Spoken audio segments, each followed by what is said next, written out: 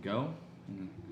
Today we're coming at you from the lovely studio. We're in Cedar Park, right? Cedar Park. Okay, well, don't say anything yet. I'm gonna talk you in. All right. All right, folks. Welcome back. We're here at episode 3. Earth Still Spinning. I'm your host, Jared Glauser. As always, I'm accompanied by my dear co-host, Chris Woolley. What's going on, guys? How you doing today, Chris? And Jared, it's been a good Saturday. Sorry to carry you off. I know you're going into your intro, but it's been a good Saturday. We're here in lovely, awesome, beautiful day today. Fall is rolling in, and we're here. Beautiful night, and I'll let you keep going with that intro. Yeah. On that note, though, we're in a new studio today because our special guest decided to let us come out here and shoot in this lovely apartment. So I'm super excited. We're accompanied by a fantastic individual, a very, very talented individual, a multifaceted individual, I might even say. Swiss Army knife of a guy. And on that note, ladies and gentlemen, Mr. Alex Helm. Alex, so happy you're here, man. So happy you're here. Appreciate you having me on. I am very excited to see what we can get rolling. Yeah, dude. So I want to start off by asking you, so obviously you're a big photography guy, and I think A little something, just slightly, takes pics.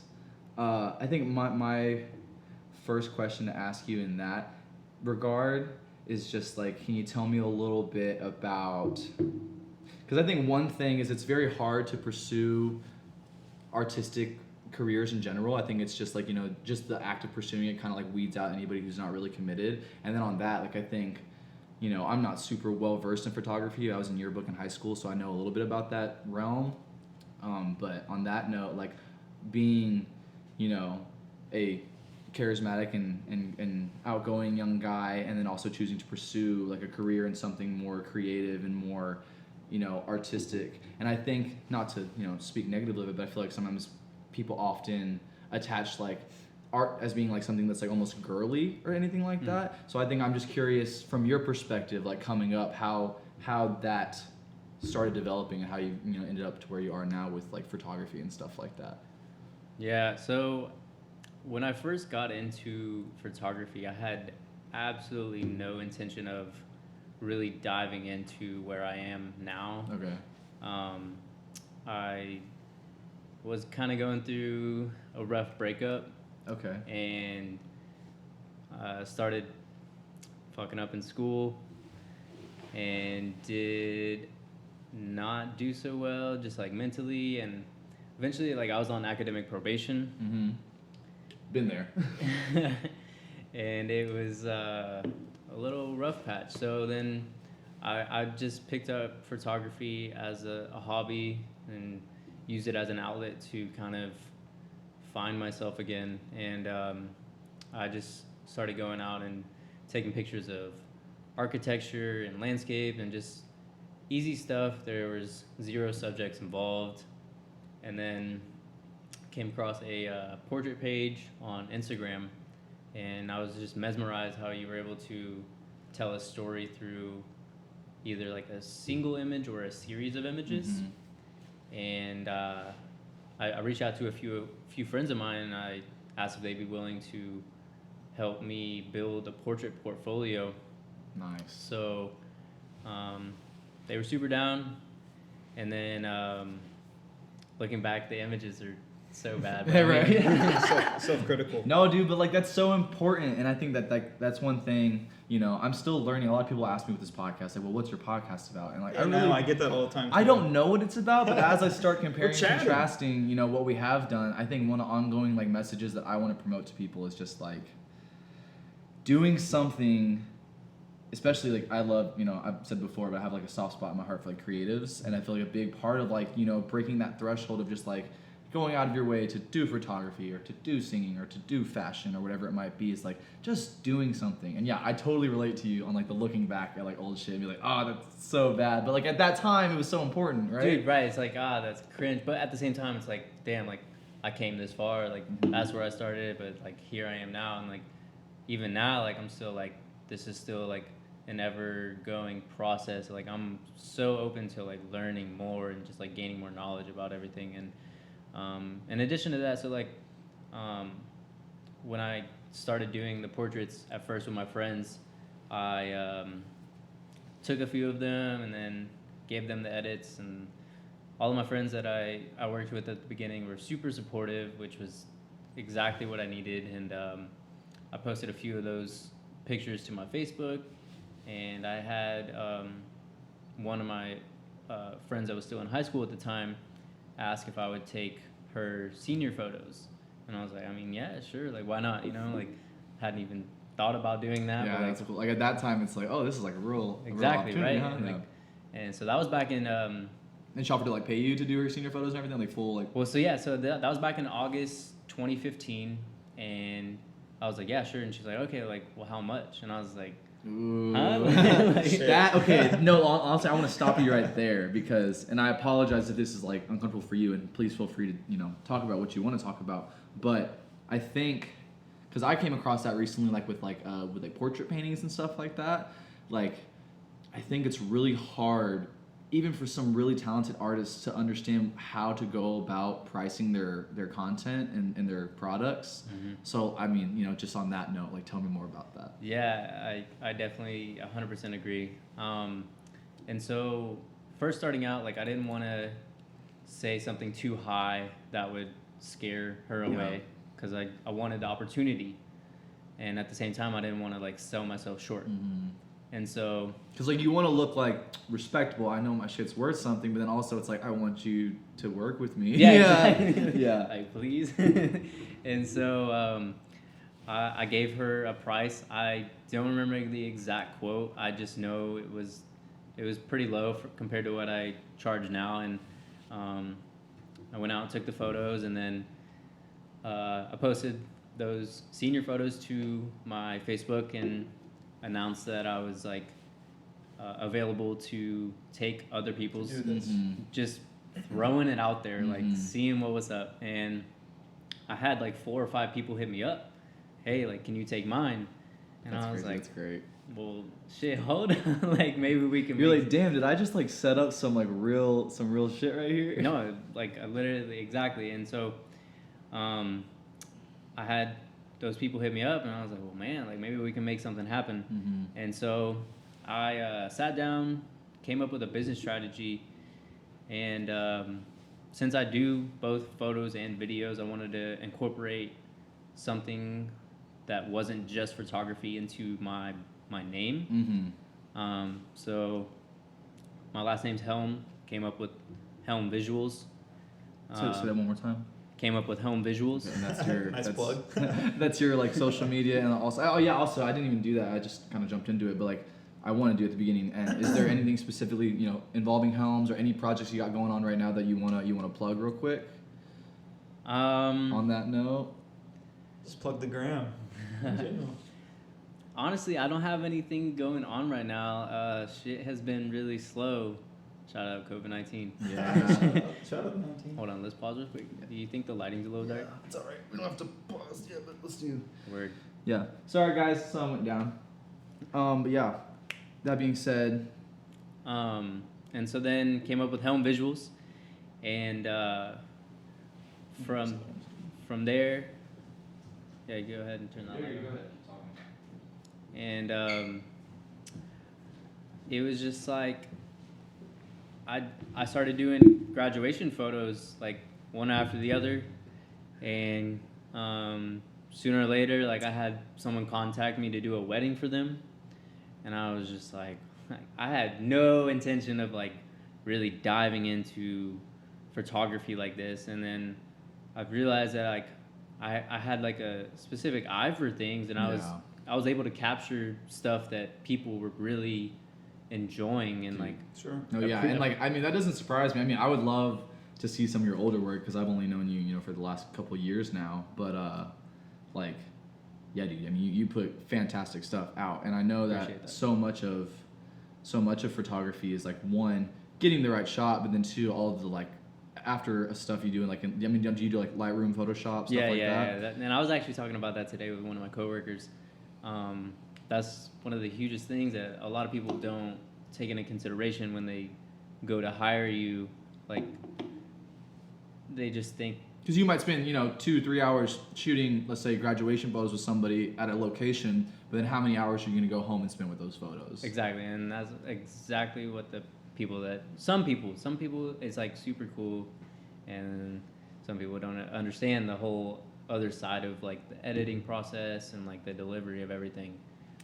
So on that topic, because we're kind of talking about, like pricing yourself and stuff and how that goes, have you ever had a situation in which like you felt like maybe you kind of fumbled the bag a little bit just because you were trying to like be someone who people want to work with, and ultimately longer you're like, oh man, I probably could like ask more for my work or whatever? You ever had something like that happen? Yeah, there was actually when I did a recruitment video for Texas State. Okay. I'm not gonna say which sorority. No shade shall be thrown. Shout out to Apple Pie Appa. Yeah, there you go. Very That's safe. actually really close.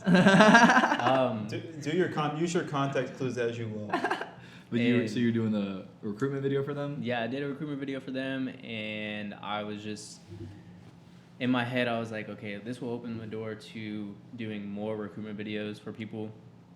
And I was like, well, what was the last person that y'all hired like rate? And then they told me, and I lowered that by 500. Oh wow. And at the time, like, I was in college, like, I was just trying to make another dollar. I feel that when you're in college and you're talking about like hundreds of any kind, it's just like that's hundreds of dollars I don't have right now. On top of that, to be frank, like what you love to do. So it makes it easier to not to bring that total down, but it's like you're a little bit more reasonable, especially when you're starting out. I think you're like, well, this is something like you said. This is a piece that could build my portfolio. So this is kind of critical that I can get this under my belt. Excuse me. 100%. 100%. Because I hadn't done any recruitment videos, and so I was like, well, I can't like showcase my work to prove that I'm capable of doing a fantastic job on a recruitment video. Although I had plenty of other videos that like show them to like actually show that I was able to edit and film and all of that, like show them my style. But you're in no place to charge a premium. Exactly. Exactly.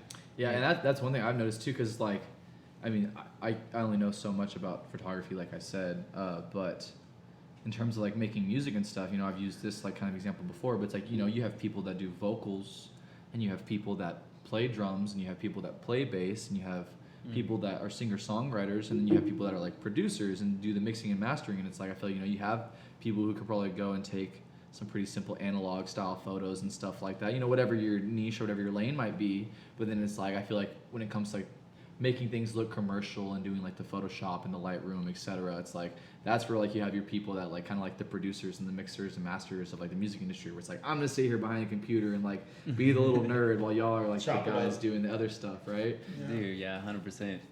I think the question I have, and kind of to back up on the whole thing, is like, I guess my question is, when you first started out and when you first were, you said you were going through academic probation, you really had no viable lane to go down, or road to go down. What were like, when you first started off doing photography, what were some of the first challenges, hurdles and not necessarily technically speaking within the photography, but what were some of the, I don't know if I should say social challenges, or, what were some of the challenges around your friends and like, hey, letting people know, hey, this is what I'm doing now. And you know what I mean? Like, hey, this is something I'm trying to pursue. Did you feel like there were challenges like that?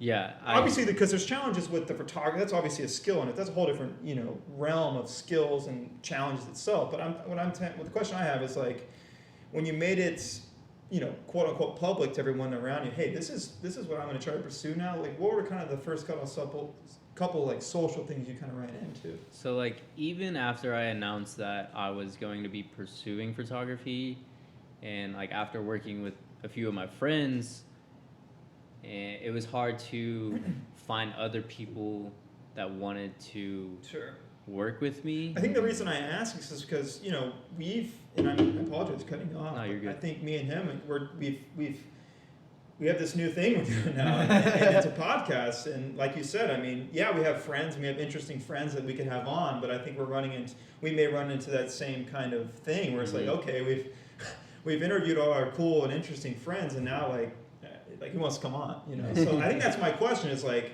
as a creative person, this is obviously not photography, but this is a creative thing. This is talking. This is, for lack of a better word, some sort of an artistic venue, podcasting. And I just think that's my question, because I think in the next, as we go on and as we record, like there's going to be challenges that come up with like our personal lives and like, hey, you know, because I mean, this is the first time in my life I've really like, I'm out there now, man. Like my perspective's out there on the internet, like, there, straight up, man. What I think and how I view things, it's going to be out there going forward. So I think my question is just like, and I know photography is different, obviously. You're not posting your perspective through pictures. Maybe you are in some ways, but you know what I'm saying is like, what were those first initial kind of like hurdles you had to get over? Yeah, and again, I think it was finding people that wanted to work with me and also marketing myself as like a professional, because even that's a big one. Tell me about That's a big one. Even 5 years ago when I first started, like I was looking into the photography industry and the model industry and the whole creative side of everything, and I was finding a lot massive industry, right? I mean, absolutely insane. And like, anyone can buy a camera. That's why I was saying a second ago, like I had no idea what I was diving into, because it is deep waters, and you have a lot of competition, a lot of skillful people, which is totally cool, because that's exactly where I find a lot of my inspiration. Sure, absolutely. Sure. I mean, Jesus Christ, man, we listen to. I mean, it's all this. I mean, I love music. I'm a big music guy, but I'd say probably at least half of what I listen to is podcast audio, man. And so that's our inspiration. Like, I'm sure you're constantly looking at other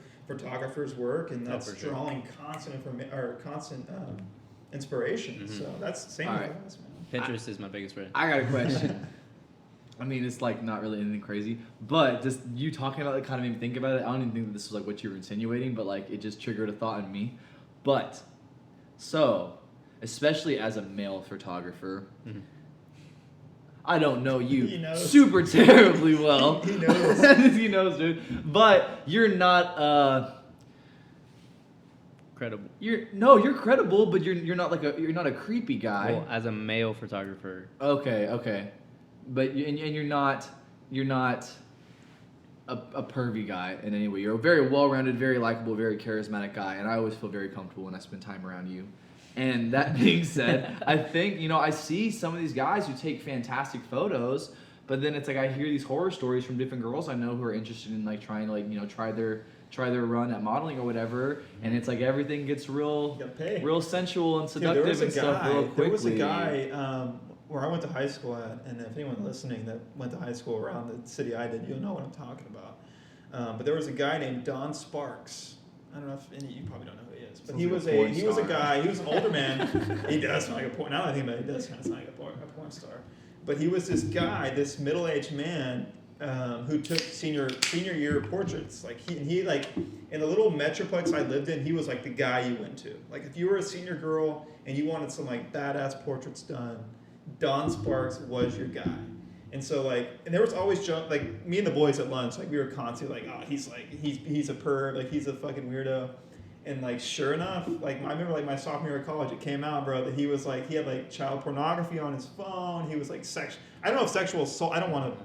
But listen, dude, like to that point though, is like that's the thing. Like I see so much of that. Like what really seems to be like sleazebag dudes who drop some money on a decent camera. And again, I do not think that you were that person. No. So to be a voice for the voiceless men who are out there that just want to fucking take some really quality pictures and stuff like that. Yeah. Do you have any words of wisdom to people, to the women in that industry, to the men in that industry, in terms of that topic subject? Yeah, I honestly have a lot to say about that. There are a lot of things, and it sucks on the model side of things, like speaking towards women, that you have to take into consideration so many different factors. But if a photographer is not willing to let you have a friend come along, don't work with them. Yeah, that's pretty sus. A little bit of a red flag. If a photographer is not willing to share the raw photos with you, even if they're watermarked, I mean, like, depends on how credible the I photographer mean, is. that's what watermarks are for, right? Like, Exactly, yeah. but I mean, it's like, branding. In so many ways. I'm always willing to share the raw photos with whoever I work with, so they can, because I mean, like, a lot of, that's one thing I hate about photographers.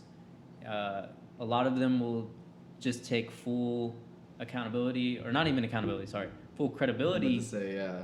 And say like, well, I'm the one that took these, and I'm the one that editing these. Like, I'm spending hours on end doing this, and I'm doing that. Like, all you did was show up and look pretty. Like, are you fucking serious? And then that comes back to my previous point. Is again, whenever I bring up these conversations about comparing like musicians and vocalists to someone who can sit there and put hours into like making a beat and making everything, all the little fine tweakings. At the end of the day, that person behind the computer ain't doing a whole lot if they don't got a vocalist, you know what I mean? So it's like that person taking those photos.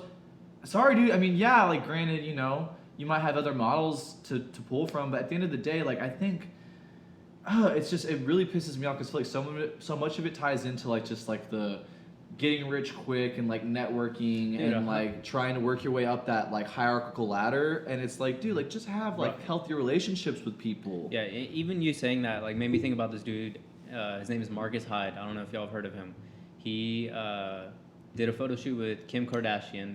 They did some stuff in a hotel, and it was okay. But I mean, now is that intimate? And I don't mean in a sexual way, but is that something that becomes? And I know you're a photographer. I don't know this avenue of art, but when you're with Kim K in a hotel room, I'm assuming some sort of hotel, maybe you're at the pool, whatever. That becomes to a certain degree a little bit intimate. And I don't think Kim K is out here, you know, throwing it down on some random photographer, but you can understand how that space gets heated and it's, hey, like, you know what I mean? Like, hey, get this way, get that way. And I'm speaking to my ass here, but I can only assume that you know, in every subject every person you're taking pictures of is different. I want you to answer that, but also not to cut you off, but I do think, just going with what you're talking about and going off what you said You're trying before, to set a mood in the scene. Well, right? for sure too. And the thing is, at the end of the day, I feel like so much of photography, again, not speaking for the photographer here, yeah, you know, but so much of photography is like trying to depict some sort of expression, some sort of feeling, and like the girls or guys in the photos, I think, need to be able to be comfortable. Just like, you know, if you're an actor, it's like to be able to get into character, to be able to play a scene. It's like you don't want to do that, you know, I mean, I can't think of a good example, but some wacky, stupid, shitty environment, you know. At the end of the day, it's like, I think you should trust your photographer, you should trust your lighting guys. Like you said, you should be able to have your girls or guy friends there off to the side or whatever it may be. Because, like, I think... Yeah, I don't mean it's a one-on-one. Have you ever had photos taken of yourself? I have not. I've only done it like once or twice. Well, I had senior photos. It sounds so like fun and cool and exciting, and I'm sure you can cultivate a really fun and cool, exciting experience doing it. But once you start doing it, it's definitely like, oh my god, I've never like... No, yeah, it's a whole... done the whole modeling I took thing. Senior photos. So, you know, also credit to models, because people want to act like they That's sit there and look pretty. That's a skill. Like, bitch, it ain't that easy to sit there and look pretty all the time. 100%. And that's why we love Alex, because he always looks so pretty all the time. Yes. Hey. No, but yeah, back to what you were talking about. I mean, to go off of your initial question, I don't... I mean, there are definitely times where, like, you'll find yourself in a situation where, like, things aren't, like, as, like, planned, but at the, like, you don't ever, at least personally, I don't ever find myself thinking, like, wow, like, you look good. I want to, like, go further than this. Like, let's set the camera down. Like, I feel like it may be, and I'm not saying, I hate to cut you off, but I don't think, and you may be different, but I think some photographers, and I'm not speaking for you, but it's a slippery slope of like, oh man, this is going well. The girl's feeling it, I'm feeling it. That depends on the guy's mindset. That's exactly. It's very subjective. It's very so subjective. like personally, like I never find myself in those situations, and because you're going in there to make art and make money. I 100% always want to like keep it professional. Exactly. Yeah. I never want to like make a model feel uncomfortable, and I've like in addition to that, like I've always found that if you are able to make the person that you're working with feel comfortable and feel confident, the better the result. The pictures are gonna come out better. Everything's gonna look way like more relaxed and natural at the end of the day. So I mean, there are definitely a lot of creepy ass photographers out there that. When I say intimate, I mean like, hey, like it's kind of this photographer's job to get Kim K in a certain mindset. Sure. You know what I mean? I don't mean like, hey, let's try to seduce her. That's not at all what I mean. What I mean is like, hey, let's kind of set the vibe. I hate to use the word vibe. Let's kind of set the vibe. Let's set the scene, and like let's get her comfortable. Let's get her loose, so I can like really get the emotion from her, so that she can be a fucking queen on People magazine. You know what I mean? And part of it's that, but part of it's also the model being capable of getting in that state without and that's on the model skill set too. And then I think also, you know, again, it's just like amount of professionalism in any line of work in which somebody's making a decent income. I mean, you know, not to paint shit as black and white because it's not black and white, but you know, ask the dudes in Motley Crue. Half of them joined a band because they wanted to get laid, and it's like then you have dudes that works out pretty well. Who are like dudes that like want to like go to school to become a gynecologist, like for what? There's dudes that are becoming engineers that they think that they're going to use that to make money. Like, what? Yeah, dude. Yeah, that's odd. But that's the thing, and this is like a crazy conversation. But like to bring it back to like what we were talking about is like again, I think that you are someone who very much, like I've always admired the fact that you don't come across as a creepy douchebag and you put out good content and you're capable of having these long-lasting, healthy relationships with male and female models. And like that's, and even going to your previous point of like, you know, maybe you make something and you look back later and it's cringy. But hey, if you made something like that with a person and you didn't fuck up that situation by being some kind of perv or something, then a year, 2, 3, 4 years later, you build trust. That's somebody you can do a better project with again. You know what I mean? I was about to say, I think my biggest thing about the whole creating part of it is like, yeah, like you're gonna be like putting out super cool content together, and like that's something that y'all share together. But also like in the same sense, like y'all are both networking. Like y'all can create connections, and like y'all can have ties that lead to like not only just like connections but friendships. Like I've made some dope ass friends just through creating stuff that I've met through Instagram and Twitter. Like I think that's the coolest part about it is like you're able to like really meet some cool people and like I feel like people that like to network forget that you can just make friends. You know what I mean? Have like, you had anyone that you ever had a friend? Have you had anyone that you've done, you know, portraits of or shoots for that has gone on to use your content? I don't know if that's the right word.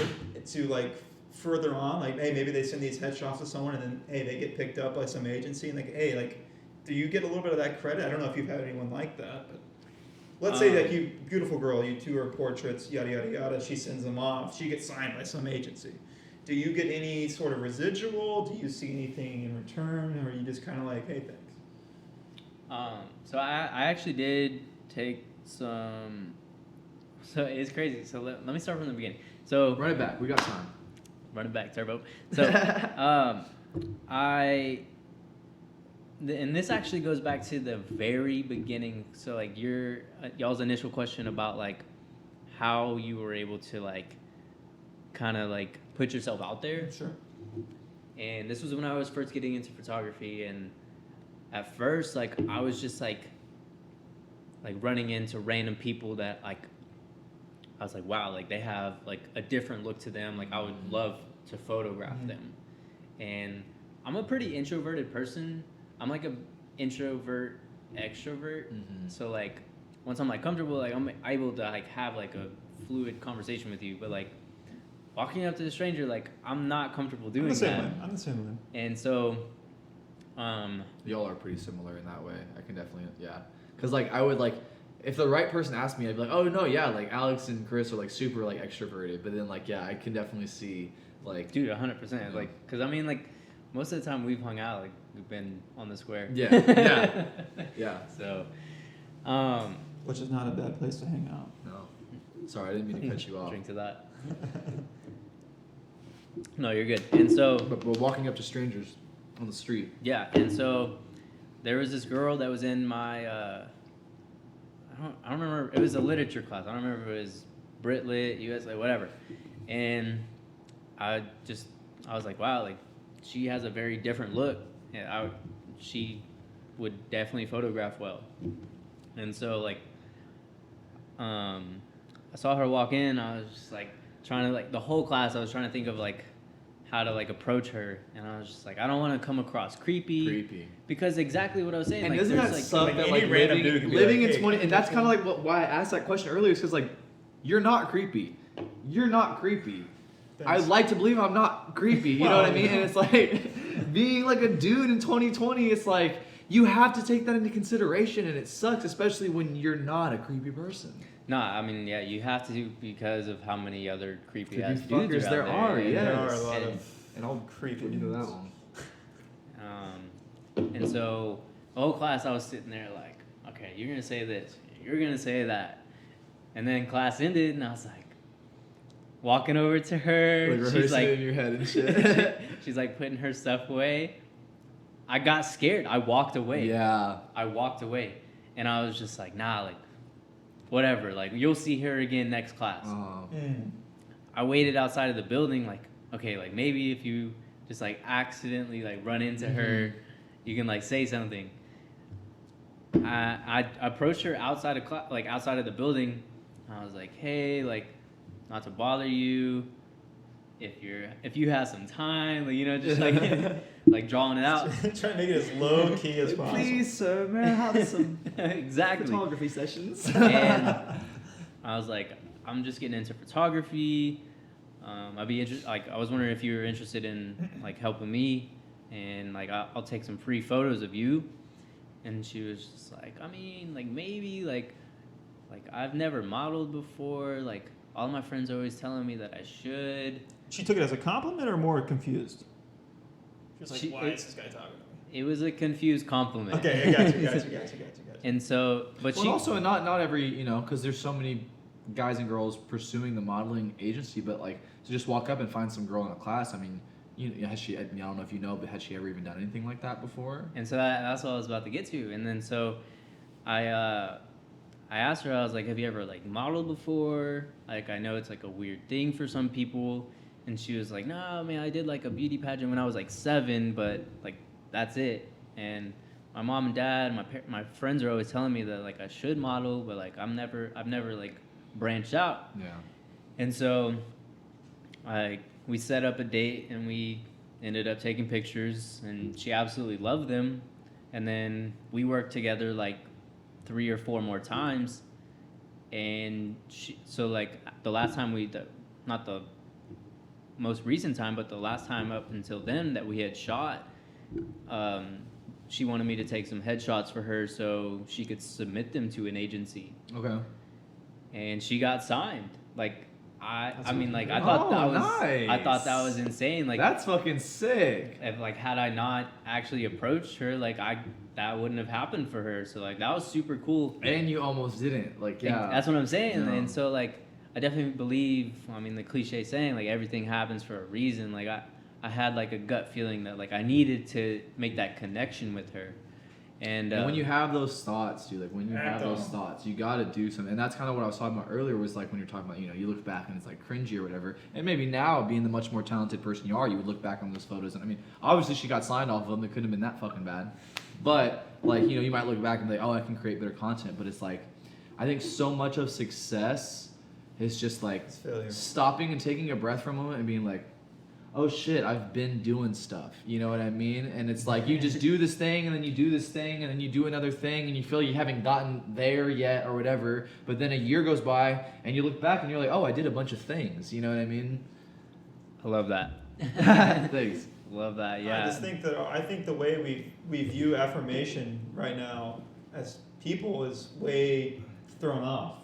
I think we seek validation through social media and what our peers think about us and what the public thinks about us, and a lot of that's for the right reasons, but at the same time, I think the spectrum of measurement is easily thrown off because, you know, you work so hard. I mean, I'm sure you worked hard for over a year, and you really didn't. I don't know your time frame of success, but I'm assuming the first year or so was pretty slow and pretty unresponsive as far as people who looked at your stuff. So you said you did, whenever you kind of first started getting into it, you did that one girl's graduation photos. Was that high school graduation, college graduation? High school. That was high school, and that was in August. She was like 18, 19 years old, probably. Her or me? You. Me. I was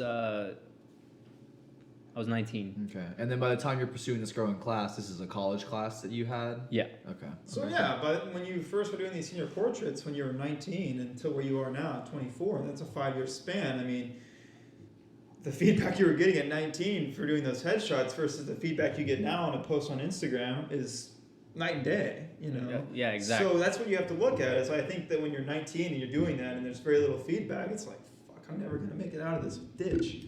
But if you look at where you're at now, you're like, oh shit, like, you know, it's gradual. It's very gradual. Let's be frank. It's very gradual growth. But, you know, I think that's a good point of reference to go back and forth on. Yeah, I love this meme that I've come across a few times, and it's like there's a lot of like it's just like a flat ground, and then it's like of a tree of the roots growing underneath. So I think yeah. It's not what you're seeing or like other people are seeing, and it's like what everyone is seeing like of the actual tree growing. It's just a tiny little stem for a long time. And okay, so I hear that, bro. I mean, like, real G's moving silence like lasagna, bro. I want to get that shit fucking on my headstone because I've personally, like, life, the universe, karma, whatever you want to call it, has, like, taught me on multiple occasions, like, hey, just keep your fucking mouth shut and, like, just keep doing what you're doing. So, like, on that note, have you ever had, because I mean, I have a couple situations, but, like, have you ever had a situation in which, like, you know, kind of parallel to what I asked you earlier, but, like, maybe you had something set up and you had something going good and then you like spoke too soon on something and then shit ended up falling through? You ever had something like that happen to you? Yeah. you don't have to share about it like if you don't want to, but like Nah, that's like on the opposite side of the coin. I've definitely been like, oh yeah, like so and so is about to pay me like X amount of money for this shit that I just made, and then it's like, why did I open my mouth before I had the fucking money in my account? You know what I mean? Like yeah, so I was actually about to secure the highest paid gig that I've come across right before COVID started. And so I don't believe that I jinxed it. For sure. But like, I'm always the kind of person that's very quiet about my business until it actually happens. Yes. And so, like, I'll speak to my close friends and let them know, like, yo, like, this is what's going on. But, like, I don't ever promote stuff until it's, like, actually ready to be promoted because it's, like, actually happening. And I remember talking to more than a few people about what was going on just because I was so excited. And then COVID happened. I know we were trying to avoid that. oh, you're good. Go ahead. And No, COVID's fine. I was just like, damn, because I was going to be working for this hotel, the W in Austin. Wow, okay.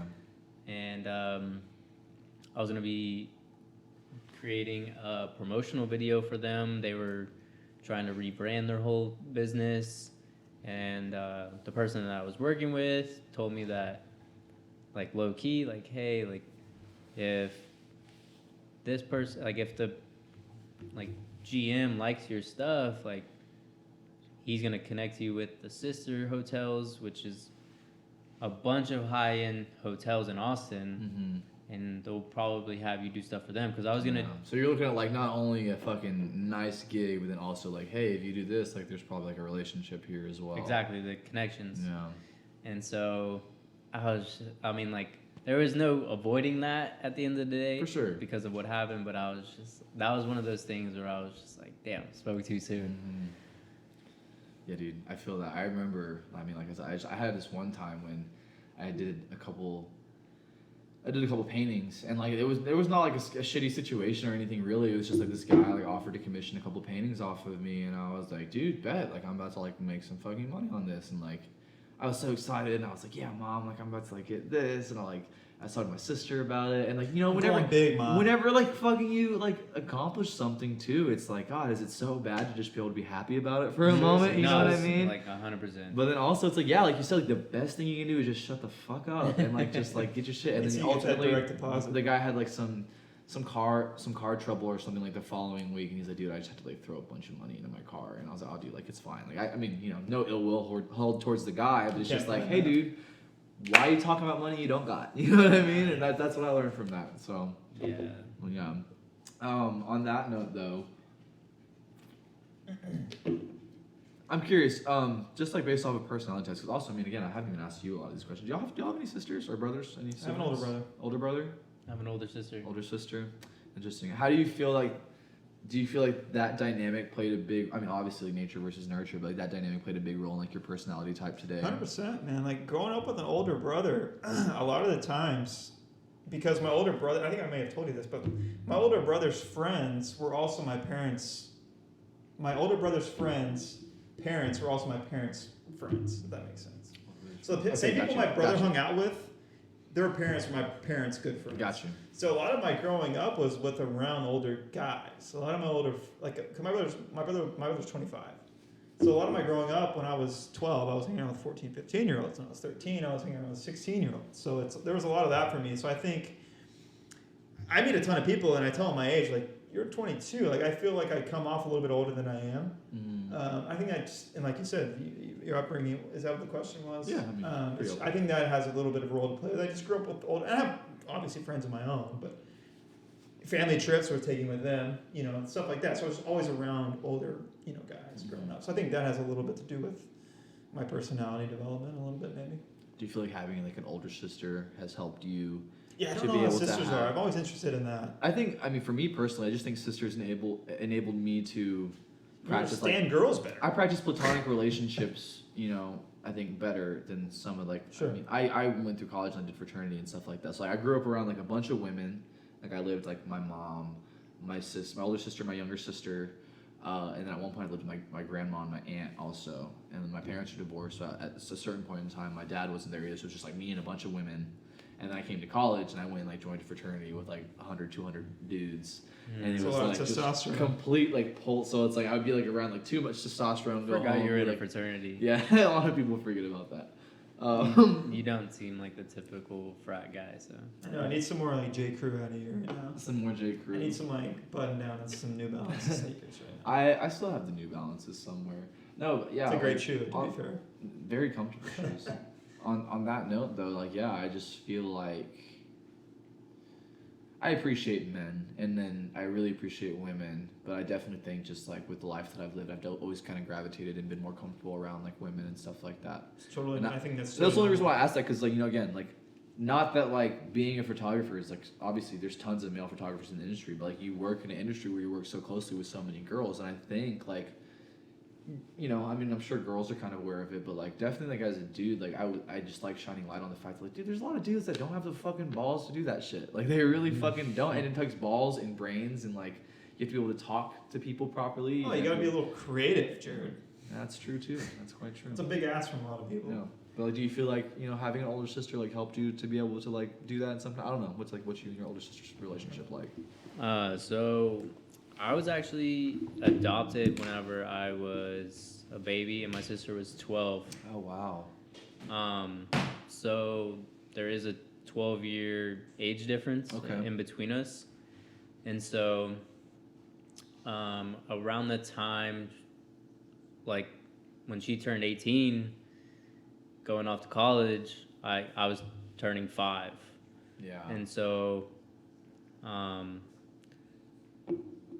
there was never a very close connection between us. Like there was never a bad relationship, but we never had like the brother-sister relationship that a lot of siblings have. Okay.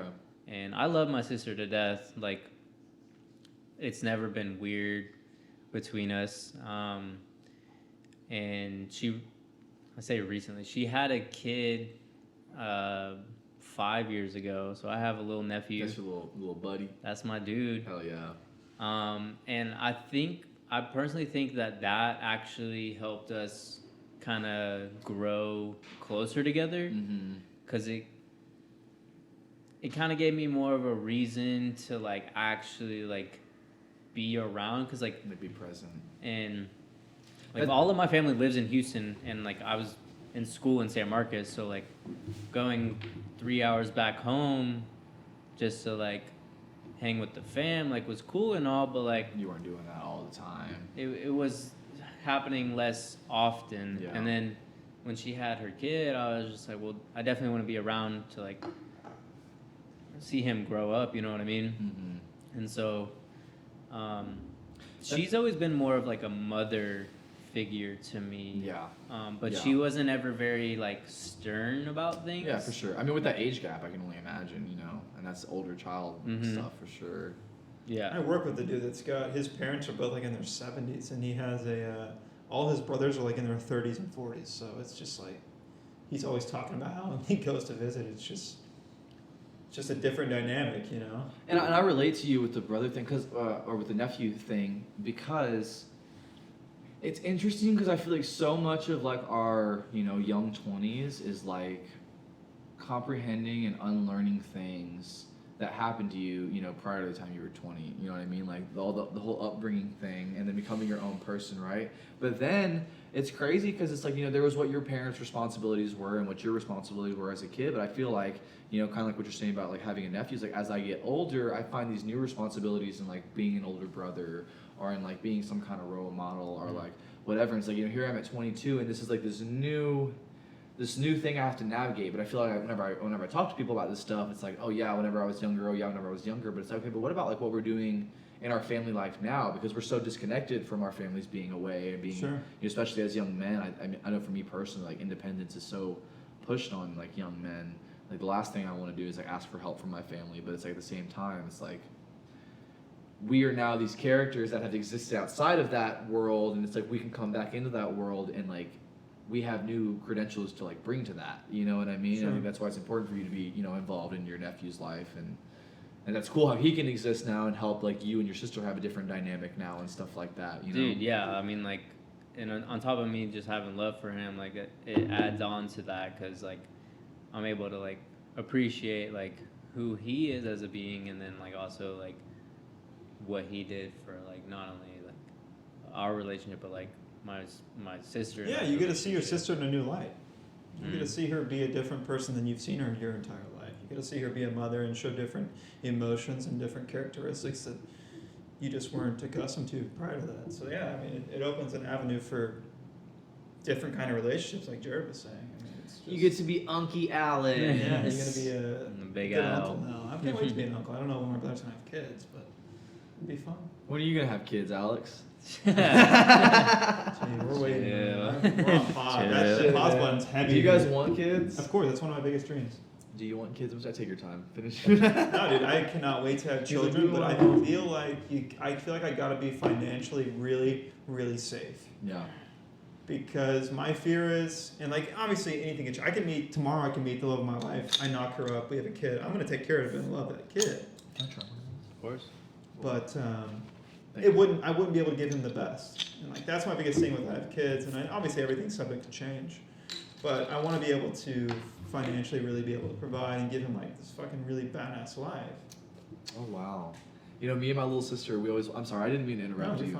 No, talk.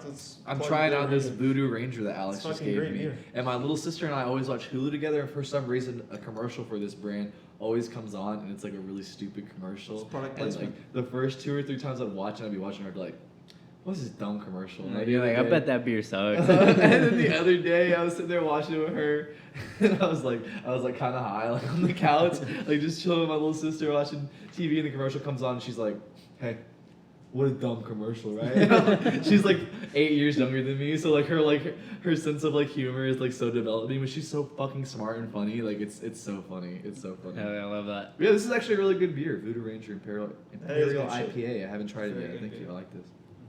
100%. One I recommend. No, yeah, dude, but like, yeah, what you were saying makes an awful lot of sense. No, that's my whole thing. It's like, Dude, okay, I'm just sorry. I be feel like we're getting patient. kind of serious. I want to get into something funnier. I think we should whip out a video.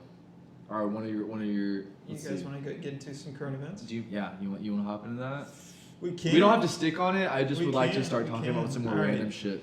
Alex, we But got that's really great, dude. I really like have what some we've current talked about events so for far you. too. And basically what this is, and we've never rolled this segment out. I don't know if we're even ready to call it a segment or not. But regardless, we have some current events today. Let's see, what should we start off with here? I have one from NBC News here. And if you're on Twitter, you may have seen this. I don't know. If not, maybe not. Actually, I want to get to that in just a moment. What's up? But I will say, I mean, me and him just asked you a bunch of questions, but I think before we started recording, you had said you had some current questions. Events, we'll push back current events. I mean, we still have, 30, 45 minutes to this, so we're chilling. But you had said you had some stuff that you kind of wanted to talk about. Do you have anything? Yeah, I have. I've been asking you a bunch of shit, so go ahead. Some questions on his mind. Yeah, I got some. So, Earth's still spinning. Earth's still spinning. It is, isn't it? Right? Theoretically speaking. I mean, that's what they say. It's a simulation, so. I try and stay away from they. Where does the name come from? Where does it stem? Okay. So this is really exciting. It's a mind frame. Yeah, this is really exciting for me because I had initially planned to try doing this podcast.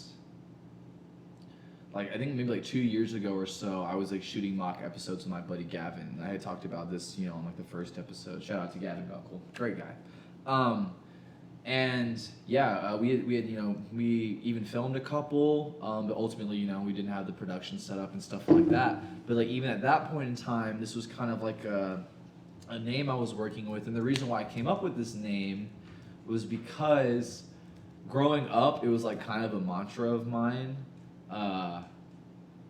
Not to like get too super into it, but like my parents are divorced, and like especially during the period of time like I was dealing with like that and stuff going down, I have parents who are very, very loving and very caring for me, but we're also just like very transparent and like kind of dry with one another sometimes. Sure. So we don't really beat around the bush, and my parents always just kind of be like, "How are you? Like, how are you doing?" all the time, and like it got to a point where like, even when I didn't know how I was doing, it's like, Earth's still spinning, you know what I mean? And that was just kind of like a thing to where it was like, anytime I would get in a position where, we're always feeling so great, or you are feeling great, regardless, like Earth's still spinning, and if Earth's still spinning, it's still duality. spinning. Yeah, and like, yeah, absolutely. I think for me to try to answer that question, and a lot of this is Jared's naming, and I'm totally behind the name, I love the name, but for me it's like, especially I think 2020 and COVID and everything that's gone on this year kind of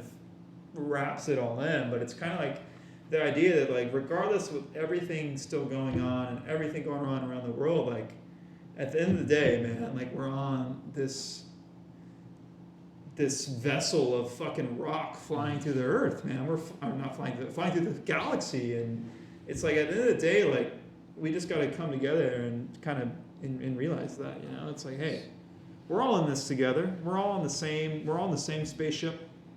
And, let's come. I think this podcast, an idea for it is like, hey, let's come together and let's find common ground. Let's have an avenue of discussion. And I think that's what we're trying to do. And I think Jared went much more in depth with his reasoning. But to me, that's what it's about. It's like, hey, like we're going through crazy times right now. And it's just important to remember that, hey, at the end of the day, the Earth is still spinning.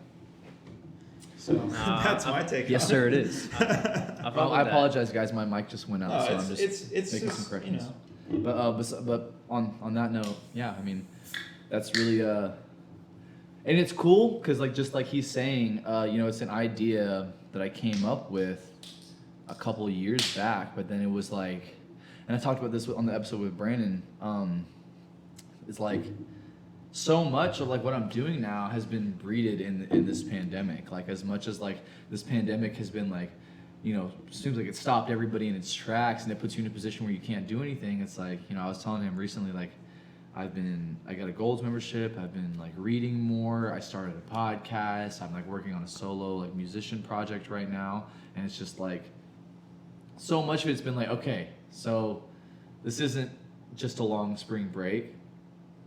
And I was fortunate enough to be able to go home to my parents' house and have quarantine or whatever, But ultimately, I was like, well, now I have a window of time to like, I have all these aspirations and goals, and here's a bunch of fucking free time. So am I gonna be a piece of shit about it, or am I gonna do something? Like so much of this was bred in. That's my thing, man. I think our society there's a little tick, and it's changed ever so slightly, or maybe majorly, but it's changed a little bit. And like, to me, it was like, I was kind of standing, I kind of walked the plank here in so many ways. It's like, hey, now or never. I mean, right? Like, it was, and I know me and Jared had talked about doing this for a while, for a little bit, but it had been in the works, and it was just like, hey, why not? Like, everything going on. You know, the world's in shambles. The world's crazy right now. If we started a podcast, hey. And I tell you what, man, what do we have to lose? We're doing pretty fucking good already. What do we have to lose? Check out fucking Helm's visuals on Instagram. Yes. You know, we're getting quality guests. We got quality guests lined up. If you're out there and you want to be on the show, hit us up. Let us know. Because I mean, we're really just here. We're existing, and if I'm gonna be here and I'm gonna exist, it's like let's that make is some what we're shit, doing. you know We're what I just mean? existing. I think you can relate to that as an artist, you know. So, but yeah, that's probably like the best answer I got for that. So yeah, question. that was to answer your question in 15 minutes. That's our best answer. No, yeah, I really fuck with that because I honestly didn't know how to interpret it, and I'm sure when people see it, they have the idea of like, well, like maybe it could mean this, maybe it could mean that. I think that's what we were shooting for. I mean, like at the end of the day, like art is subjective, so like it's however you want to like interpret it, and so in terms of art, like you be painting some dope shit. Thank you, I appreciate that. Like I'm 100% serious about that. Where does your inspiration come from? Okay. Man. Okay. I mean, I guess so much of my inspiration stems from. You know, man, I see some of these musicians out there, and it's like, I'm so not a huge fan of conforming to any kind of like societal norms. Like, you know, I'm the type of person that's like, I can't do anything that anybody tells me to do. Like, I could be Jared, about... do you wear a seatbelt? If I want to and nobody asks me to, yeah, because I want to do it. Just You know what I checking. mean? Just asking questions. But it's like, it's like literally you could be like, we could hop in the car and like you could be like, Jared, put on your seatbelt, and I'll be like, oh, Fuck dude, no. like now I was about to, but like you kind of just made me not want to No, now. keep riffing. I'm sorry. No, but truthfully, it's just like I think some of my biggest inspirations come from just like people.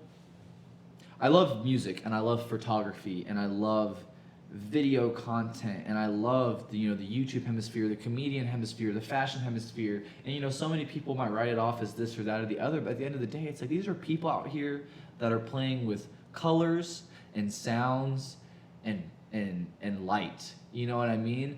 And words. But at the end of the day, like that's things that we all kind of like look at and play with. But these are people who are doing it, and they're doing it often. The people that I take my inspiration from are doing it from such a organic place. It's organic, and it's not for their own benefit always. Like, granted, obviously, like people in the industry are making a ton of money. But my favorite artists, like I love like. Tame Impala, Kevin Parker, like that man's gonna make music no matter what the fuck you tell him to do. Or like Mac Miller, like rest in peace, Mac Miller. Like I loved that man, and like all he gave a fuck about was making music. Same with Kid Cudi. Yeah, dude, like Kid Cudi God, again. Like people yeah. are like pre cocaine Kid Cudi, post cocaine. I'm like, bro, the story of Kid Cudi. Like, you know what I mean? He's definitely. I mean, he was a pioneer for mental health too. Like, yeah, he's one of the most experimental artists that I've come across. And it's interesting because my dad was a good drawer, but he stopped like after college, and my mom and my sisters and them, they're not like super duper artistic, so I don't really know what that driving force is that inspires me. Sometimes it's hard to find inspiration, but like I'm the type of person that's like I know that I'm good at creating. I'm not great at math. I'm not great. I'm not either. At like science. There's some things that people aren't super great at, and I'm not great at everything. But like I know that I'm pretty good at like with playing with a pen and a pencil and like paint and like stuff like that. And I love doing like video editing and working with this stuff. And I love making music. And regardless of if anybody wants to pay me or give me any kind of credit or clout or whatever you want to call it, like those are just the things I enjoy doing. So in my mind, it's like if I can make money doing any of those things, then I like cheated the system as far as I'm concerned. Mm-hmm. So that's really the only goal right now. I like that. Yeah, I personally draw a lot of my inspiration from just like seeing other people succeed. Like I love. Absolutely. I'm not the type of person that's like, oh, Alex did this, like, oh, fuck him. Like I see you doing it, I'm like, bro, Alex is doing shit. Like we gotta do shit, bro. No, 100%. Like yeah. I love seeing the people around me, and not even the people that I know. Like see.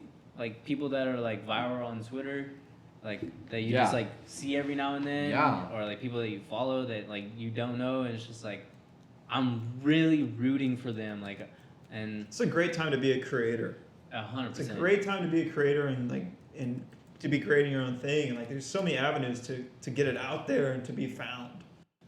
I think it's great. I think that's kind of what you're talking about. It's just like going on Twitter and you see these random people who have found a lane in their life via social media. And that's another thing that I try to return to is what people really don't realize. And I'm talking about, I can't speak on half of the photography industry, but I'm sure with like, Instagram and Twitter and stuff like that, like Instagram, even though we've had it for a while, it's still a young thing.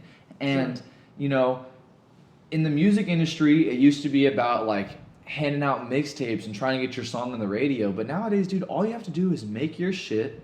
And if you're as talented as you are, just keep doing it for long enough until eventually it's like, oh no, yeah, Alex does photography. Yeah. And like he's actually pretty fucking good at it. And then it's like if you just keep putting out your content and making your shit, eventually there's gonna be people that like it and people that don't like it. And the name of the game used to be like, be likable to the masses. But nowadays it's like, no, just make your shit and whoever likes it's gonna come find you. Because we have YouTube and we have Twitter and we have Instagram and we have TikTok. It's like you can have fans. That's me and they're gonna be loyal because they came and found you and have liked you and they've watched you like come up, and those are the best fans to have. I think that's something me and you've talked about. It's like, these first 50 or so episodes are gonna be slow, man. Oh yeah. I don't expect a lot. Honestly, we got more views on the first episode than I expected getting. I mean, within a week we had, I think, like over 100-something views, which like obviously isn't a huge number, but it's like not monetizable, but it's. I haven't been on YouTube for a long time. It's like, measurable. No, yeah, I mean, I totally agree with that. What did you say a second ago? It like made me think of something, but like I lost that train of thought. I was talking about like just doing shit. Like instead of like trying to be marketable to the masses, like just doing your shit and keep making your shit. And if you do it for long enough, eventually like people are gonna gravitate towards you because they're a fan of what you do, not because they're a fan of you trying to be likable. Is that what it was? No? That was what it was, but it's still not coming back. Not to you? Well, let me ask you this then, because I feel like, yeah, dude, I'm so fascinated with like just like your realm of photography. Did you find yourself like being interested in anything else that was like artistic besides photography prior to photography? Yeah. Or even now that you're doing photography, like obviously I know you work with like some video and stuff like that for sure. But like, is there other artistic stuff that you like doing, like paint, music, fashion? I mean, you have you always have quite well put together outfits, but I think that fashion and photography kind of go hand in hand. You got to look good in the pictures, Dapper, right? Man, Drip or drown, baby. Drip or drown, dog. Yeah, I mean, I've always enjoyed drawing. I actually drew that painting right there. Oh, nice. That's very nice. I like that. Or drawing, and then I've recently got into painting. I've done a few things around my apartment. That's the hand of Fatima, right? You have a tattoo of one of those, don't you? Yeah, there's a few different names. There's different names for it. And I'm more familiar with it being called the Hamza hand. Hamza hand, I've heard that, yeah. Yeah, there are few different meanings to it, whether you're like whatever your religion view is, and so that's what that is. I kind of like copied the top part of it from a thing I saw on Twitter. Mm-hmm. I like made it my own, and then I just freehanded the bottom. So let me ask you about that, because that kind of makes me think about, but like, I know in music and in painting and this stuff too, it's like obviously you got to use references, and like whenever I make music, I believe that human beings are like kind of like a collection of sounds that they've heard, right? Sure. So whatever you're listening to a lot of, ultimately whatever you make is going to loosely sound similar to what you listen to because that's what you know, right? Mm-hmm. So as a photographer, do you find yourself following tons of photographers, looking at tons of other photographers' work for inspiration, but then likewise, doing this podcast is like, now that I'm doing a podcast, I almost feel like I should stop watching podcasts because I don't want to be too influenced by the podcast that I watched today before I came over here and hung out with you and stuff, So like, how do you walk that line as a photographer? Man, that's a great question. So, like I was saying earlier, I definitely look at Pinterest a lot to find Sure. Pinterest is great. Huge ton of inspiration to my work. Um, Whenever I'm coming up with like a concept, like I'll have an idea of like what I want to do, and like I'll go to Pinterest and kind of like type in like that kind of category, and be like, this is like what I'm looking for, and then like I'll come up with a mood board, a vision board, whatever you want to call it. I'm a big vision board. Some people shit on vision boards, but I personally I like vision boards a lot. Dude, like it helps. I mean, especially like when you're kind of trying to explain to the model like what you have in mind. So how do you explain a feeling? You know. Exactly. Yeah, I feel like that. That's only something that you can feel, and like that's something that you know internally. And so I definitely find in Pinterest that it's like there are a lot of different images that you can come across and find inspiration from, and not only just like recreate, but like use as inspiration to just like completely like do something different. Repurpose. But it had, because I mean, like, there are definitely some photos that people take where it's almost just carbon copy from other photographers. And I've actually gotten accused of that before. Really? Where, hey man, you fucking stole my template. dude, and it was literally a picture of a person walking in a sand dune. I don't know how many pictures I've come across on Pinterest, Instagram, It's all a of super that, like, there's tons of it. where it was just like, you're good. I apologize, you guys. No worries. This camera's about to die. All good. We're experiencing subtle technical difficulties, but to bear with us. You can keep talking. We have audio. It's fine. I don't Gotcha. change your train of thought. So sand dunes, you've been accused of stealing, Yeah, for lack of a better word, someone's idea. yeah, and he literally went out of the way to like come to my page and talk shit about the stuff that I was doing, not just the photo that I quote unquote stole. It was just like Slander. yeah, and I just ignored it. Like I've always been the kind of person to like not really pay mind to like. That's actually what I was gonna say a second ago. I just remembered. Go ahead. People are always gonna talk. Sure. Yes. No matter what the fuck you do what you want to do, because there's always gonna be something or somebody that has something to say. One more time.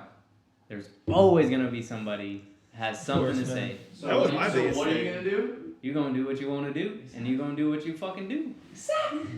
That was my biggest thing with starting this, is like, you know, there's gonna be people who are like, what the fuck is this guy think he's doing, trying to start a pod? Oh, he's just another white guy starting a podcast, cause you know whatever. You know the stereotype. And for the record, you are just another white guy. That is factual. I am supremely white. To be fair, I am half Hispanic. My mother is Hispanic. Shout out my Hispanic side. But Were you like 2% Cherokee? no, I'm like legitimately half Mexican. My uncle drives a Jeep Grand one. My point is like, yeah, like I figured there's always gonna be people like, what the hell is this guy doing? And it's just like, what are you doing? You know, it's just kind of like. No, exactly. Yeah, I mean, there's always gonna be somebody that has something to say, and it's just like, at first, like that's just gonna bother you. Like, Sure. You can let it bother you. That I think that's one thing that I wanna like. Let it drive you though. I wanna like speak on is like, there's a lot of people that like preach about like staying positive and like only having a positive mindset, and it's like you can't always be happy. Like there are gonna be times where you like are feeling down, and you gotta let yourself feel that shit. And like that's real, and that's okay. Like exactly, it's okay to not be okay, and so like you just gotta like let yourself feel that shit. But at the same time, like what you were saying, like let that shit drive you. Like use that negative energy and push it towards that positive energy. I think this kind of like wraps up to my initial question I asked you like an hour ago. It's kind of like, what were those initial, hurdles you faced? It's kind of like, and I think you're talking about that now. It's kind of like, let that drive you and let that fuel your work and let that fuel like your vision of where you want to go. And, I think that's huge.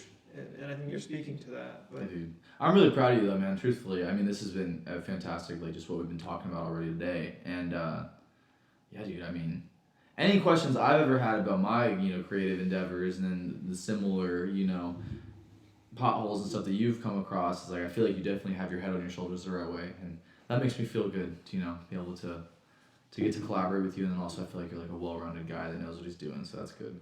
Kudos to you. And also, if you haven't taken a moment to give yourself some credit for shit, and if you haven't taken a moment to give yourself some credit for some shit, it's like, hey, bro, y'all are fucking doing shit. So like, good on you. Like, truthfully, really good on you, because that's the biggest thing too. Because kind of going off of what you're talking about, I was actually having a conversation with our friend Taylor the other day, and we were talking about the fact that we live in like a world now where like anytime you do something good or anytime you do something cool, like go and look at people's like Instagram captions whenever like they succeed or like they do something that like they're trying to brag about. It's like we have to like humbly brag all the time. There's always like this like 2 put downs before I talk about like this thing that I achieved or whatever, or like not to brag or anything, but it's like conceited. Why can't you just be proud of yourself for like 5 seconds? You know what I mean? Like, but it's always like, hey guys, like not to sound big headed or anything, but like I did this like really big thing, but like not a big deal. It's like, dude, no, like good on you. Yeah, that's a huge thing where people feel like, and I think it's because of, like, to sound like super basic, like cancel culture. Like you don't want to come across as like, oh, like I'm trying to boast about this or I'm trying to boast about that. Like, this is something that like I did, like I'm wanting to share it with y'all. So like, hope you care. And it's just like, there's gonna be those people that like judge you, and like at the end of the day, like you gotta just let it happen. And so like that shit fucking sucks. Yeah, it's one of my biggest pet peeves too, because some of the most talented artists I know are so afraid of being judged, and it's like, dude, you're so judge good me. at singing. It makes for better content. You're so Please good judge us. at whatever. Yeah, it's like if you want to have any kind of platform or any kind of following, it's like, yeah, you gotta be able to put yourself out there to get judged. Do you feel like you're pretty good at regularly like just like kind of avoiding judgment, or would you? I mean, I know you kind of already said you gotta feel that shit, but like in general, I mean, I think with this stuff going on, I haven't thought too much about like the podcasts we're putting out, but yeah, we are putting podcasts out there, and people can definitely judge us for this shit and stuff. Oh, it's whatever, man. I went back and forth for a very long time. So like, started photography, got super into it, started doing really well. I mean, well for myself. You do pretty darn well. And again, like that's exactly like one put down before you put yourself up, right? Like yeah. And then it got to the point where like I started feeling kind of unmotivated, and I wasn't finding a lot of inspiration from within myself or even like my surroundings. And what was the question again? Like I don't know. We're just talking out our ass. But what you're saying makes sense to me, and I want to ask you this then. So, because I think for a lot of people, the creative flow is something that happens, and it's very easy to be creative whenever you're like, oh my god, I have like this thing, right? Mm-hmm. But then when that's gone, what do you tell people that are like, oh well, if I'm not feeling creative, I can't make stuff? Because it's like, dude, you can't feel creative 24/7. I feel like. So like, what do you say to like you and the other people out there that are like, I have a hard time creating stuff when I'm not feeling creative? I think it's the biggest thing is like remaining patient and not putting yourself down, and it goes hand in hand with what we were just saying. Like, it has to be 2 put downs before you like put yourself up. Mm-hmm. And like there's a lot of things that you need to take into consideration. It's just like the creative side of your mind isn't the only thing that's going through your head. Mm-hmm. And so I think that's one thing that a lot of people have a hard time coping with. Yeah. And they find themselves struggling to like put out content because they're like constantly wanting to like up one themselves, like one up what like they did last. Or yeah, whatever. exactly, Yeah, one up themselves. I feel that. And like I find myself wanting to do that. Like Yeah, I'm like, no, yeah, like for I sure. did this, so it's like I know I can do better. And at the end of the day, like sometimes you know you can do better, but it's just like. But what you do now is good to a lot of people too. Mm-hmm. I think in a lot of ways, and like I said, start the sentence. It's like I said, I think. I'm not sure, but I think a lot of what it is I think a lot of people don't know how to deal with certain emotions anymore. And I think a lot of it has to do with the phone, and I think the phone serves as a pacifier to the mind in a lot of ways. I think when people start to feel anxiety come on, or they start to feel stress come on, let me hop on Instagram real quick. Let me get rid of that feeling because I don't want to deal with that right now. You know, I want to be happy and I want to feel like I'm involved and like I want to feel like I'm around my friends. So let me hop on this app. And I was talking to my roommate there, and I was like, you know, you go to a doctor's waiting room. No one in there is just sitting there thinking anymore, just sitting there with their thoughts. Everyone in there is either more than likely on their phone or they're reading a magazine. And I just think there's so many distractions for your thoughts now. I tell you what, bro, I've been in situations in which like my phone died or something. And there's panic. And I can't just disconnect my phone, so I'll be sitting there in, you know, a waiting room or an elevator or whatever, and I'm like, I'm just going to sit here and be with my thoughts. And I sit there and I feel like the odd man out because I'm like practicing something that I don't see anybody else doing around me. And it's almost like, I'm the same way. When I'm like, not on my phone, people are like, is this guy watching me? Sitting there on like a dead phone. Like, I also, in retrospect, I think that also gives you an opportunity to kind of sit back and take a second to be like, well, like, what is going on? Because like we're on a giant rock flying through space. we're on an organic spaceship. Or still spinning. As far as we're aware. Yeah, I mean, Alex is more of a fan of the geocentric rather than the heliocentric concept of the. Fair enough. Well, I'm It was so cute. But yeah, no, I think there's a lot of them, and I think Are the you phone. a flat earther? No. Oh God. God. Jesus Christ. Are you kidding me? No, but I think there's a lot of that, man. I think there's a lot of neglecting certain brainwaves, man. I think there's a lot of that going on. It's like, fuck, I don't want to deal with these thoughts that may suck. But like, you need to do that. You need to like deal with like the sadness that comes upon you and the stress that comes on. You need to deal with that. And dude, and that's what I talked about like last time too. Is like I feel like so many of us are just like this victim of convenience and victims of. There's no patience anymore, man. Yeah, our lives have become so easy now that the second anything becomes or creating uncomfortable or difficult, something's like, wrong. Something's wrong. really wrong. It's like no, actually, like you're supposed to experience some trials and tribulations through like the course of your life, and that's how you develop as a human being because you're changing and growing and experiencing more data. Oh, that guy didn't look at your Instagram story. Like the world's not ending. You know, I think we just create these existential problems for ourselves that are just so unnecessary. Well, I'd go ahead and say the world is kind of ending, and I mean, climate change and like global warming and shit like that's pretty aggressive. We'll be a part of China the next year. No, I'm kidding. Oh my goodness. I'm kidding. Nah, in addition to what you're saying, like 100% just duality. Like you have to understand how it feels to feel bad and understand to appreciate the good. Because anytime something's good, it's like we love it, and it's like we want to be so close and familiar with that feeling. But it's like, hey, what about the whole other side of like There's your an attack on dopamine right now. Yeah, truthfully, There's an attack on it. I think it's a big deal because you get dopamine from drugs, you get dopamine from sex, from fast food, from all kinds of shit, and it's like, dude, there's also serotonin, oxytocin, there's all sorts of other stuff like but like that stuff's only achieved through other things. I think in America, especially in our culture, when you pair convenience, because in America there's supreme convenience, Uber Eats, whatever it may be, you can get what you want relatively quickly anywhere. And then you pair that with the smartphone, and it just creates this cesspool of dopamine, and you just at any time you can be satisfied. At any time. Have you seen the Social Dilemma? Have you seen that? It's on Netflix. It's a Netflix documentary that talks about social media and stuff like that. Are you a big social media user? Because I mean, obviously, as a photographer, you have to be a little bit. You have to be big on Instagram, right? But like, do you like social media? It's a love-hate thing. Man. Yeah, like, I'm the same way. I find myself like, I know what it's doing to me. Because I mean, like I said earlier, like if it hadn't have been for Instagram, I wouldn't have been able to make certain connections. Absolutely. And I'm actually going to Tennessee in December. Nice. Nashville. Nice. Great fucking city. Great place. Never been. I haven't Great been there, city. but I know it's. I mean, I know Very it's a lot of good excited. things. And there are a few models that live in Nashville that like I've been following for a year or two, that we've always just like had like a cool connection, like replied to each other's stories, commented on each other's stuff.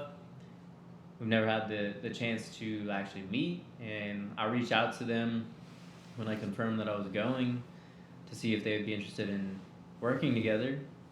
Super down. And so like that's one of the coolest things about social media, is just like you can connect with people across the states and even across the globe. Yeah. And there's beauty in it for sure. And then there's the cons to it. And it's just like I think one of the biggest cons for me is like I find myself comparing myself to a lot of people. Yes.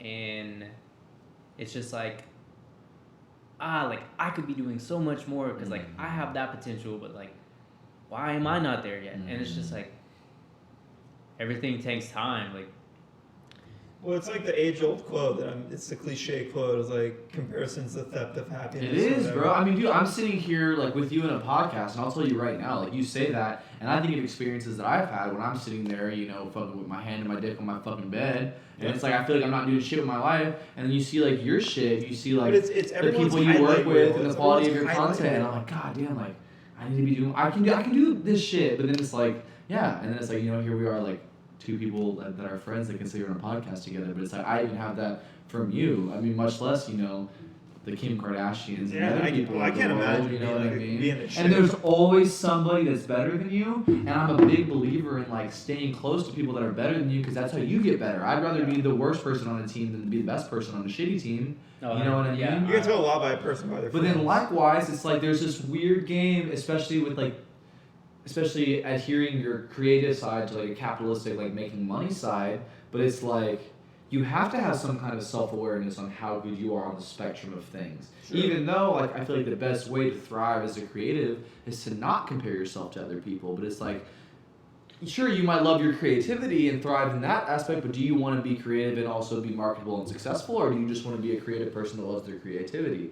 And that's like a weird thing, isn't There's it? a huge fine line between like whether or not like you are able to like put yourself in that or not situation, but like perspective where it's like, okay, like I am capable of doing this, and like I am like well off, so like I should be getting this amount. But at the same time, it's just like kind of like what you said earlier. It's like, does it matter about the money? Does the money matter?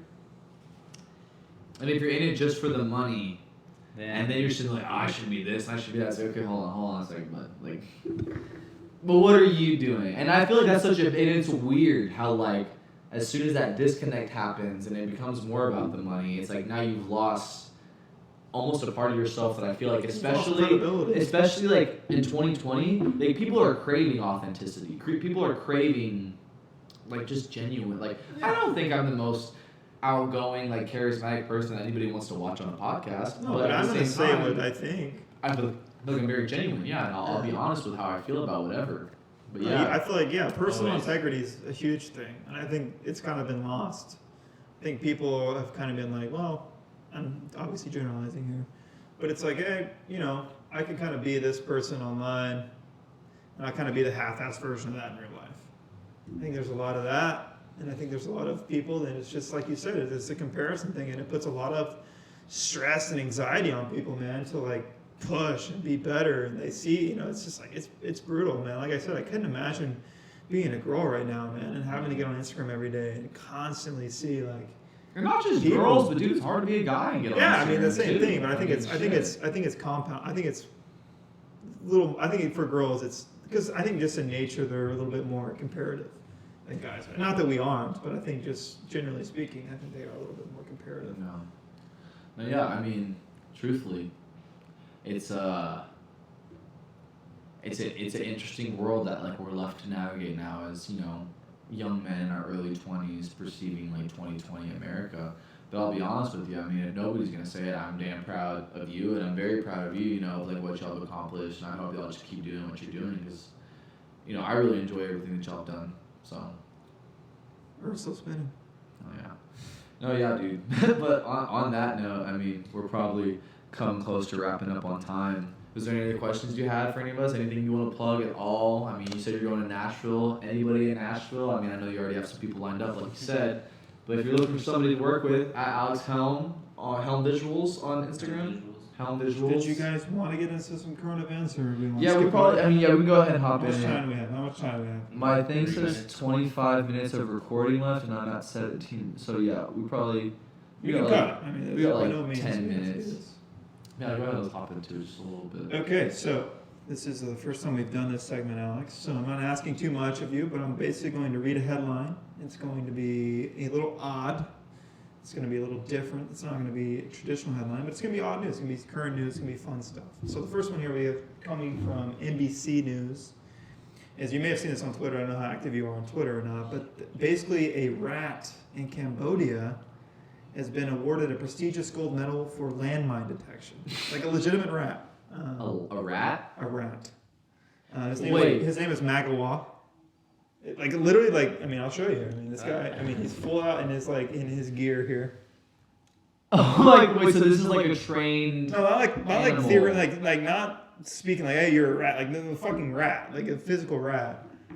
So instead of having like a bomb sniffing dog, they trained a rat to sniff bombs. I was he reading received through the it. Medal of Honor. Pretty much. I mean, I don't know if they gave him the Medal of Honor, but Is that not what you said? I'm sorry.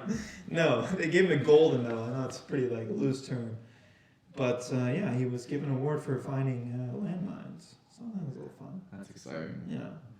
The New York Post reports Oklahoma woman tells cop, and I quote, "I have to poop so bad" before high-speed chase. Have you seen this on Twitter? Maybe not. I have to poop so bad. Let me see if I can pull up this video here. Yeah, she gets pulled over and she's like, "Are you guys serious?" And the cop's like, "Yeah, we're fucking serious." It's funny. I wanna. Let me play this video.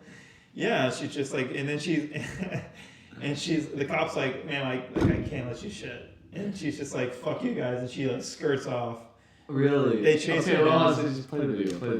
I want to see this. I gotta view a cat like right now. So. It's alright. Take your time.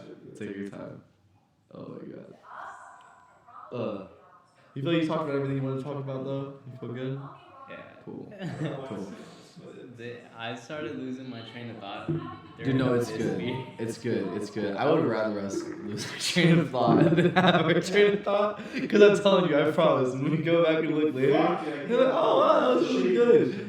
Because I don't want you to be like conscious of what you're thinking. No, like I was never like, okay, I need to say this, I need to say that. But okay. like, no, you. There was great. a few times where like I was like, I want to say this, and then like as you were saying it, I'd be like, wait, what was I gonna say? That's so fun. Wait, when's your birthday? January. What's your zodiac sign? Aquarius. Oh yeah. Oh no! That's so interesting.